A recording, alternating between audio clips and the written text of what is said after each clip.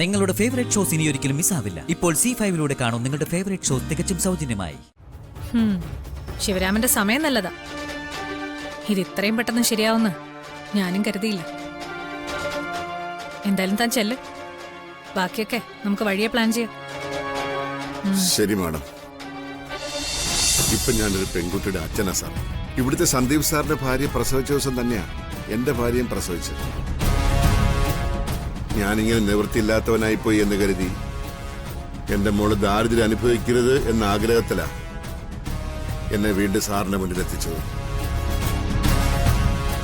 സ്ഥിരവരുമാനമുള്ള ഒരു ജോലി, അതെത്ര ചെറുതായാലും ആ കിട്ടുന്ന ശമ്പളം കൊണ്ട് ഞാൻ എന്റെ കുടുംബം പുലർത്തിക്കോളാം. കമ്പനിയിൽ എന്തെങ്കിലും ഒരു ജോലി തരണം. ചെയ്തുപോയ തെറ്റിന്റെ പ്രായച്ചിത്തത്തോടെയാണ് ഞാനിപ്പോ സാറിന്റെ മുന്നിൽ നിൽക്കുന്നത്. പറ്റില്ലെന്ന് പറയരുത് സാറേ. എന്റെ കുഞ്ഞിനെ ഓർത്തെങ്കിലും എന്നോട് കരുണ കാണിക്കണം. പറ്റില്ലെങ്കിലോ?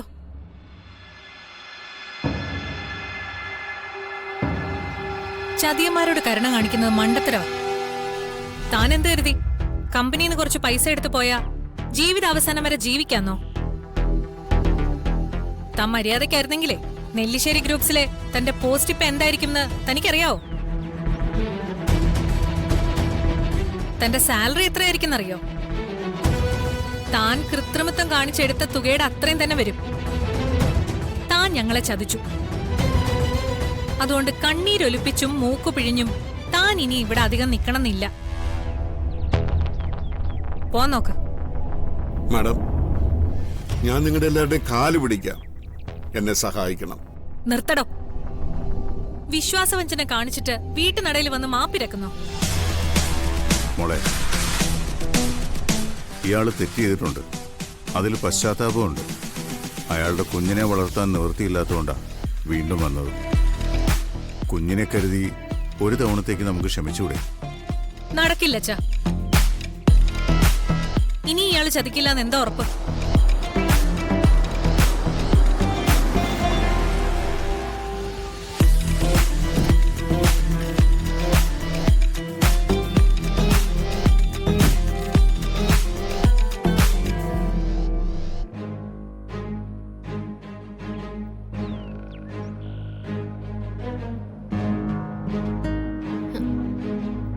ചേട്ടനല്ലേ ഞാൻ നേരത്തെ ഹോസ്പിറ്റലിൽ വെച്ച് കണ്ടത്? അതെ. കുട്ടിയുടെ സച്ചിയുടെ ഭാര്യ ശിവരാമൻ. മോളെ, ഇത് ശിവരാമൻ നമ്മുടെ കമ്പനിയിലെ പഴയ മാർക്കറ്റിംഗ് ഹെഡായിരുന്നു. പണത്തിൽ തിരിമറി നടത്തിയതിന് ഞാൻ പറഞ്ഞു വിട്ടതാ. ഇപ്പൊ നിവൃത്തിയില്ലാന്നും കുഞ്ഞിനെ വളർത്തണമെന്നും ഒരു ജോലി വേണമെന്നൊക്കെയാ പറയുന്നേ. എന്റെ അഭിപ്രായം ഒരു ചാൻസും കൂടി കൊടുക്കാന്ന. കാരണം നമ്മുടെ ഇവിടുത്തെ മോള് ജനിച്ച ദിവസം തന്നെയാ ശിവന്റെ മോളും ജനിച്ചത്. നമ്മൾ ഇയാള് വിഷമിപ്പിച്ചിറക്കി വിട്ട ആ കുഞ്ഞ് വളരെ ദാരിദ്ര്യത്തിലാവും. നമ്മുടെ കുഞ്ഞിനെ ഓർത്ത് നമുക്ക് ഇയാളോട് ക്ഷമിക്കാന്ന എന്റെ അഭിപ്രായം. പക്ഷേ അവന്തിക സമ്മതിക്കുന്നില്ല. മോളുടെ അഭിപ്രായം എന്താ? അതനുസരിച്ച് നമുക്ക് തീരുമാനിക്കാം. ഇക്കാര്യത്തിൽ ഞാൻ അഭിപ്രായം പറയാന്ന് വെച്ചാ അത് ശരിയുള്ള കാര്യമല്ല. കാരണം ഞാൻ ഇവിടേക്ക് വരുന്നതിന് മുമ്പ് നടന്ന സംഭവങ്ങളാണ് ഇതൊക്കെ. എന്നിരുന്നാലും അച്ഛൻ ചോദിച്ചുകൊണ്ട് ഞാൻ എൻ്റെ അഭിപ്രായം പറയാം. മുമ്പ് ചെയ്തൊരു തെറ്റ് ഇവിടെ വന്ന് ഏറ്റുപറഞ്ഞ് ക്ഷമ ചോദിക്കുന്ന ഒരാളെ കൈവിടരുതെന്നാ എൻ്റെ അഭിപ്രായം.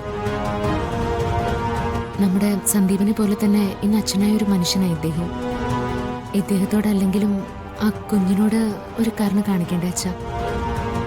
നമുക്ക് ഒരവസരം കൂടി കൊടുക്കാം. ഇയാളെ ഓഫീസിൽ കയറ്റാൻ ഞാൻ സമ്മതിക്കില്ല. അവിടുന്ന് ഇനിയും പൈസ എടുത്ത് തിരിമറി നടത്തൂ ഇയാള്. ഒരിക്കൽ വിശ്വാസവഞ്ചന കാണിച്ച ഇയാളെ എന്ത് വിശ്വസിച്ചാ വീണ്ടും ഓഫീസിൽ ജോലി കൊടുക്കുന്നത്?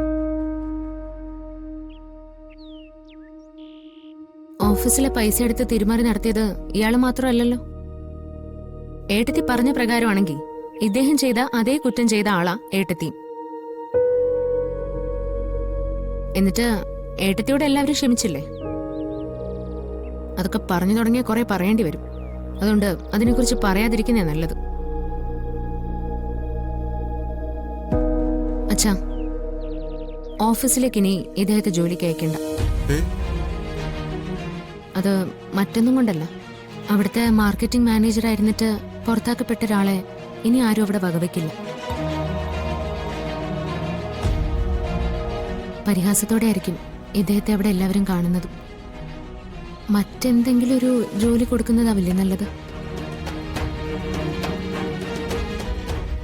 നമ്മളായിട്ട് ആരുടെ അന്നം മുട്ടിക്കണ്ട അച്ഛാ. തെറ്റേറ്റു പറഞ്ഞ് സഹായിക്കണമെന്ന് പറഞ്ഞു വരുന്നവരെ വിഷമിപ്പിച്ച് തിരിച്ചുവിടുന്നത് പാപമല്ലേ? മോള് പറഞ്ഞതാ അതിന്റെ ശരി.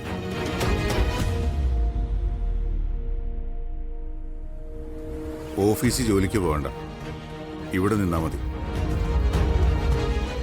ഇവിടെ ഒരു കാര്യസ്ഥനായും ഡ്രൈവറായും ഒക്കെ നിൽക്ക്. തനിക്കും തന്റെ കുടുംബത്തിനും സുഖമായി ജീവിക്കാനുള്ള ശമ്പളം ഇവിടുന്ന് തരാം. എന്താ, അതിന് അസൗകര്യം വല്ലതും ഉണ്ടോ ശിവരാമ? അയ്യോ, ഒരസൗകര്യമില്ല. സാറ് പറയുന്ന എന്ത് ജോലിയും ഞാൻ ചെയ്തോളാം. നന്ദിയുണ്ട് സാറേ എന്നോടുള്ള ഈ മനസ്സലിവിന്. ഇനി ഒരു പ്രശ്നവും തന്റെ ഭാഗത്തുനിന്ന് ഉണ്ടാവരുത്. അങ്ങനെ ഉണ്ടായാൽ പിരിച്ചുവിടൽ മാത്രമായിരിക്കില്ല ചെയ്യാൻ പോകുന്നത്. ബാക്കി ഞാൻ പറയണ്ടല്ലോ. ഒരു പ്രശ്നം ഉണ്ടാക്കാതെ ഞാൻ നിന്നോളാം സാറേ. ഈശ്വരനാണ് സത്യം. എങ്കിൽ ഇപ്പൊ പോയിട്ട് നാളെ വാ, ബാക്കി അപ്പം സംസാരിക്കാം.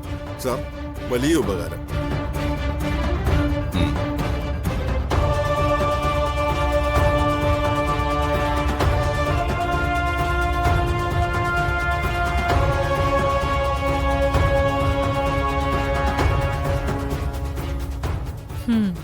ശിവരാമന്റെ സമയം നല്ലതാ. ഇത് ഇത്രയും പെട്ടെന്ന് ശരിയാവുന്ന ഞാനും കരുതിയില്ല. എന്തായാലും താൻ ചെല്ല്. ബാക്കിയൊക്കെ നമുക്ക് വഴിയെ പ്ലാൻ ചെയ്യാം. ശരി മാഡം.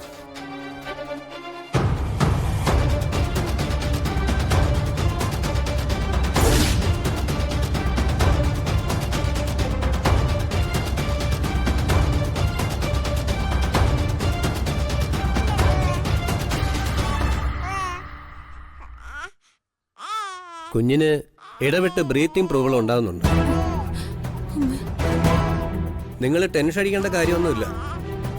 ചില കുഞ്ഞുങ്ങളിൽ ഇത് സർവ്വസാധാരണമാണ്.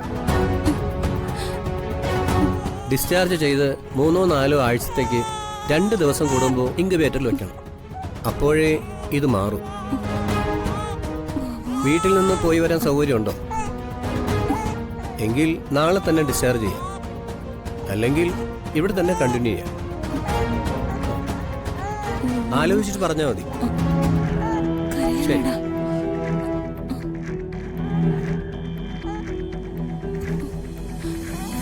അച്ഛാ, തടസ്സമൊന്നും പറയില്ലെങ്കിൽ ഞാനൊരു കാര്യം പറയട്ടെ.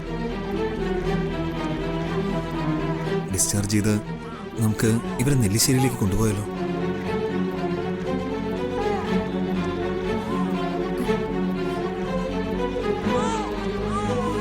അതാവുമ്പോ നമുക്ക് എപ്പോ വേണേലും ഇങ്ങോട്ട് കൊണ്ടുവരാലോ. ഇവിടെ അടുത്തല്ലേ?